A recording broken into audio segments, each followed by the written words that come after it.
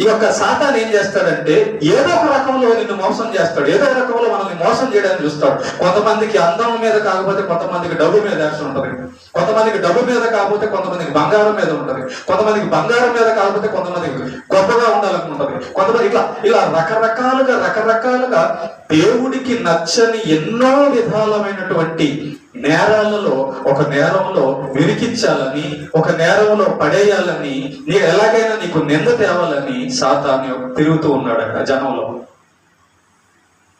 అందుకే వాక్యం ఏం చెప్తుందంటే విరోధికి నిందించడానికి అవకాశం ఇవ్వద్దు అంటుంది బైబిల్ దేవుడు. ఈ నేరాన్నే బైబిల్ ఏమంటుందంటే ఉరి హుచ్చు.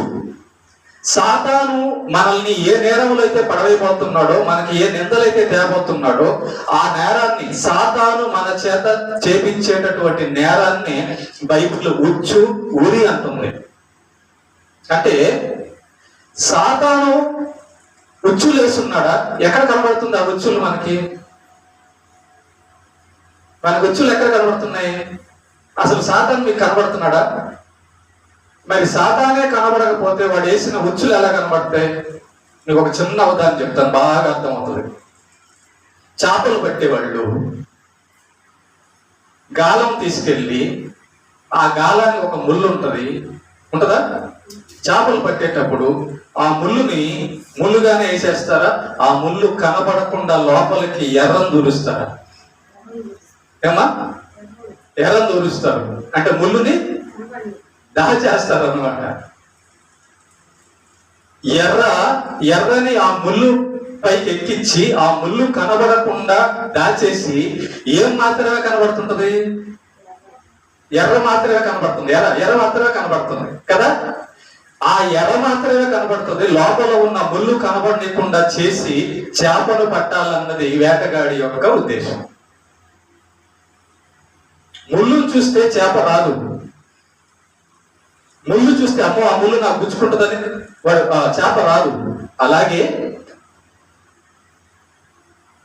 మందు అమ్ముతున్నారే ఆ షాప్ ఏంటి? ఇదే అది. మీరేమనుకుంటున్నారు? ఎక్కడున్నాయి? సాతాను అంటున్నారు, ఉచ్చులు అంటున్నారు, ఎక్కడండి మాకే కనపడ. అయ్యే సినిమా హాళ్ళు ఉన్నాయే, సినిమా హాళ్ళు అదే నేను రెండే చెప్పా, చాలా ఉన్నాయి. ఇంకా చూసారా ఎక్కడెక్కడెక్కడెక్కడగా ఉచ్చులు పెట్టేశాడో వేటగాడు. చూడండి, మందు షాపుకి వెళ్ళి మందు తాగినోడు తాగుబోతుడు అవుతాడా, నీతిమంతుడు అవుతాడా? వాడు మందు తాగి మళ్ళా మంచిగా నీతిమంతుడు అవడానికి ఎంత టైం పడుతుందో చెప్పండి. అసలు మారుతాడో లేదో, మాంతాడో లేదో తెలియదు. అంటే ఏం జరిగింది? మందు దగ్గరికి వెళ్ళి వాడు ఇరుక్కోపోయాడు అనమాట. మందు దగ్గరికి వెళ్ళి వాడు ఇరుక్కోపోయాడంట. అందుకే దీన్ని నేరాన్ని, సాతాను చేసే నేరాన్ని ఉచ్చు అన్నాడు. అంటే వాడు పెట్టిన నేరంలో పడిన తర్వాత దాంట్లోంచి బయటికి రావడానికి చాలా కష్టం. అందుకే బైబిల్ సాతాను వేసే ప్లాన్లను ఊరి ఉచ్చు అనింది. చూడండి, మందు షాపుకి వెళ్ళినోడు మళ్ళా తిరిగి వస్తాడో రాదో తెలియదు. మద్యపాని అయి తాగుబోతు అయినోడు మళ్ళా ఎప్పటికి మంచోడవుతాడో తెలియదు. వాడు బానిస అయిపోతాడు.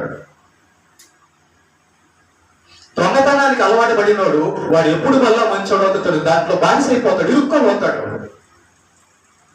ప్రేమ, లవ్ లోకంలో అమ్మ కనింది 9 నెలలు మోసి, నాన్న పెంచాడు కష్టపడి, ఇదంతా పోయింది. వాడి దగ్గర ఇరుక్కుంటుంది, పోయింది. నీకెవరు కావాలి? వాడే కావాలి. ఉచ్చు, సాతాను వేసే ఉచ్చు అన్నమాట.